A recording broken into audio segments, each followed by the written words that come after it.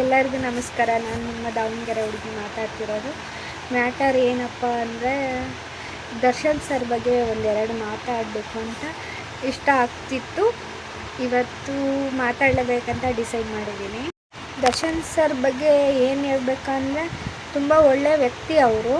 But ಒಳ್ಳೆಯ ವ್ಯಕ್ತಿಗಳಿಗೆ ತುಂಬ ಕಷ್ಟ ಬರುತ್ತೆ ಅನ್ನೋದು ಇದೆ. ಇವ್ರು ನೋಡೇ ತಿಳ್ಕೊಬೋದು.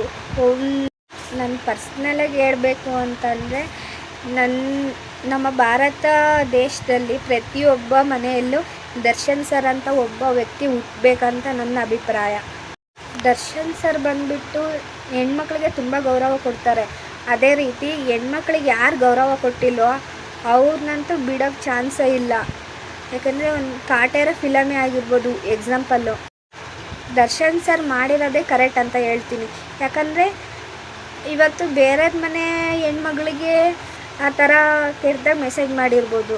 ಬಟ್ ಅದೇ ನೀವೊಂದು ಸರಿ ಯೋಚನೆ ಮಾಡಿ, ನಾವು ಅವ್ರ ಅಭಿಮಾನಿ ಇವ್ರ ಅಭಿಮಾನಿ ಎಲ್ಲ ಬಿಟ್ಟಾಕಿ, ಓಕೆನಾ? ನಮ್ಮನೆ ಹೆಣ್ಮಕ್ಳಿಗೆ ಆ ಥರ ಆಗಿದ್ದರೆ ನಾವು ಸುಮ್ಮನೆ ಇರ್ತಿದ್ವಾ? ಅದನ್ನು ಥಿಂಕ್ ಮಾಡಿದೆ. ದರ್ಶನ್ ಸರ್ ಮಾಡಿರೋದು ಏನೂ ತಪ್ಪಿಲ್ಲ, ಅವ್ರು ಮಾಡಿರೋದೇ ಕರೆಕ್ಟು.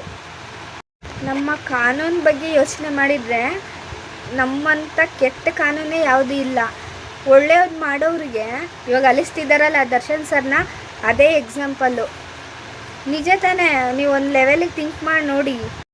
ಕೆಲವ್ರಿಗೆ ಜಸ್ಟ್ ಥಿಂಕ್ ಮಾಡ್ತಿರ್ಬೋದು, ಇವಳೇನಪ್ಪ ಕಿಚ್ಚ ಸರ್ ಅಭಿಮಾನಿ ಆಗಿದ್ದು ದರ್ಶನ್ ಸರ್ ಬಗ್ಗೆ ಮಾತಾಡ್ತಿದ್ದಾಳೆ ಅಂತ ಅನ್ಬೋದು.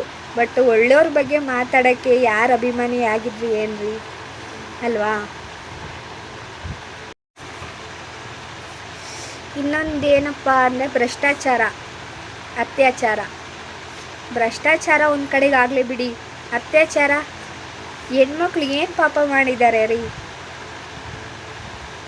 ನಾನು ಈ ಒಂದು ಮಾತನ್ನ ತುಂಬ ಹೆಮ್ಮೆಯಿಂದ ಹೇಳ್ಕೊತಿದ್ದೀನಿ. ದರ್ಶನ್ ಸರ್ ಅಂತ ಒಬ್ಬ ವ್ಯಕ್ತಿ ಪ್ರತಿಯೊಬ್ಬರ ಮನೆಯಲ್ಲೂ ಹುಟ್ಟಲೇಬೇಕು. ದರ್ಶನ್ ಸರ್ ಅಂತ ವ್ಯಕ್ತಿ ಯಾಕೆ ಹುಟ್ಟಬೇಕಂದ್ರೆ, ಎಷ್ಟೋ ಫ್ಯಾಮಿಲಿಗಳು ತುಂಬ ನೊಂದಿದ್ದಾವೆ. ಅತ್ಯಾಚಾರ, ಇತ್ತೀಚಿನ ಮಟ್ಟಿಗೆ ತುಂಬ ಅತ್ಯಾಚಾರಗಳು ನಡೀತಿದ್ದಾವೆ.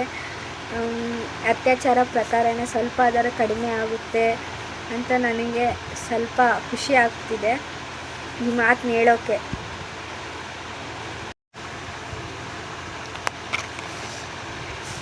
ಆದಷ್ಟು ಬೇಗ ದರ್ಶನ್ ಸರ್ ಹೊರಗಡೆ ಬರ್ತಾರೆ ಅನ್ನೋ ತುಂಬ ನಂಬಿಕೆ ಇದೆ. ಆದಷ್ಟು ಬೇಗ ಬರಲಿ ಅಂತ ನಾನು ದೇವರಲ್ಲಿ ಬೇಡ್ಕೊಂಡಿದ್ದೀನಿ. ಆದಷ್ಟು ಬೇಗ ದರ್ಶನ್ ಸರ್ ಬರ್ತಾರೆ. ಜೈ ಭಾರತ್ ಮಾತ್, ಜೈ ಡಿ ಬಾಸ್.